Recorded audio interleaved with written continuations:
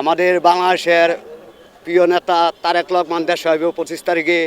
আমরা এই উৎসলায় আমরা নরসিংদীবাসী ত্রিশূল দলের পক্ষ থেকে আমরা তাকে অভিনন্দন জানাই, তাকে ভালোবাসা জানাই, যাই যেন বাংলাদেশের মাটিকে আসতে পারে। বাংলাদেশের মাটিতে আসতে হলে নরসিংদী জেলায় ত্রিশূল দলের পক্ষ থেকে তাকে অভিনন্দন জানা হইল। 18 বছর পর আমাদের বাংলাদেশে পদার্পণ করতেছেন।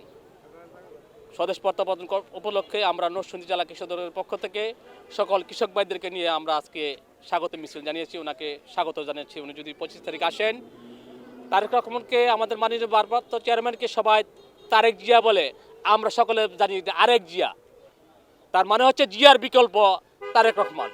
টানা তৃতীয়বার অর্জন করেছে দেশের সেরা সুপার ব্র্যান্ড স্বীকৃতি বসুন্ধরা টিস্যু। এটা খুব কমই হয়।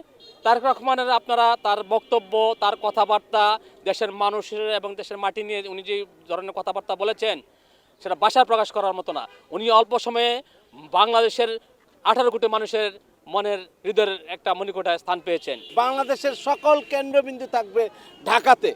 নরসিংদী থেকে লক্ষাধিক লোক ঢাকাতে অবস্থান নেবে। নরসিংদীতে ওই দিন কোনো কার্যক্রম থাকবে না, শুধু ওই দিন একটাই স্লোগান হবে, তারেক রহমান আসছে, বাংলাদেশ আসছে। এই প্রজন্ম হচ্ছে সোশ্যাল মিডিয়া নির্ভর প্রজন্ম, এবং সোশ্যাল মিডিয়াতে এই 1 বছরের মধ্যে আমাদের নেতা যেই সব যুগান্তকারী পদক্ষেপ দেশের জন্য নিয়েছেন, এগুলা সোশ্যাল মিডিয়ার মাধ্যমে তরুণ প্রজন্ম কিন্তু ইতিমধ্যে জেনে গেছেন।